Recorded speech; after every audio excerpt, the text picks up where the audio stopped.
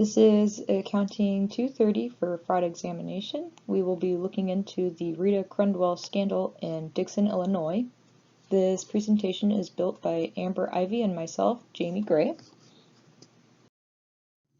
Alright, to start off, a little bit about Rita. She was the treasurer of Dixon, Illinois for more than 20 years. Most of the time she would keep to herself, but everyone knew her as having a nice smile. From what people did know, and wasn't much of a secret, was Rita led a glamorous lifestyle. With her 400 horses and 2 ranches in Dixon, along with one other out of state, everyone assumed she had success from horse competitions since she won 52 World Thoroughbred Championships. The key players in this scandal are, of course, Rita for starters. She began her work in City Hall in 1970 while she was still in high school. Then later became the comptroller and treasurer in 1983. It wasn't until around December of 1990 that Rita would open an account named RSCDA, which stands for Reserve Sewer Capital Development Account, and then began her scheme. Kathy Swanson was the city clerk of Dixon, and she had discovered Rita's suspicious account in October 2011. Which Rita was out of town for a competition at the time. Next is the mayor, Jim Burke. He was the mayor of Dixon from 1999 to 2015. And he was the mayor at the time that Kathy would tell about Rita's account. And then lastly, Clifton Gunderson, being Rita's personal account who failed to detect the misconduct. So the key mistakes and lies that were made in year 1990, of course, was Rita's landmark year. This was when she began expanding her quarter horse operations in her home. And then later in December was when she opened up the secret account, the RSCDA. She would collect all the mail from a post office and have a relative collect it to pretty much dispose of it. She first started off stealing thousands, and then it turned into millions. And then she would tell the city to keep cutting because expenses just weren't in the budget.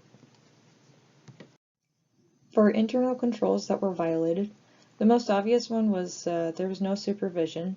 Rita was the only one that was working the books. And then she had complete trust of the mayor. And for auditor notes that were made regularly since 1993, there was an absence of segregation of duties, since Rita was the only one working the books, and a management override. And since these were noted, there was actually no attempt to fix weaknesses. Now, the financial implications of the fraud. Over the years, she embezzled since December 18th of 1990. First, she stole at least $25,000 from a sister city, and then in 1991 she transferred more than $181,000 to the RSCDA. There were about 159 fake invoices, and then on average she stole about $2.5 million a year over the course of 20 years. And then when she was convicted, she had stolen a total of $53.7 million. And how the fraud could have been avoided: of course, segregations of duties. Someone could have either seen or even prevented the fraud, the whistleblower system.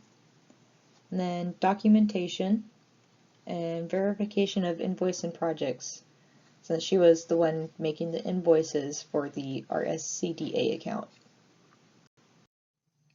The lessons learned.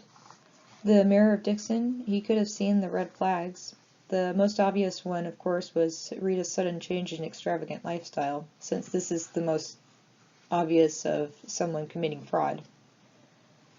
She owned her 400 horses and then budget cut the entire town. Even if they had assumed that she was having success with her horse competitions, this should have been something that they could have investigated. And then they could have established better internal controls and an auditing system.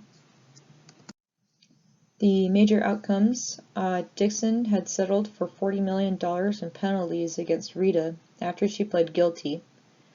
Then she ultimately stole the $53.7 million over the course of the 2 decades. And then to even get back at for the scandal, Dixon even held an auction on everything that she owned. This included all the homes, all her horses, her boat, a grand piano, motorhome, a tanning bed, just pretty much anything that she spent the money on. And then the city was known for the hometown of Ronald Reagan, and it's now known for Rita Crundwell and corruption.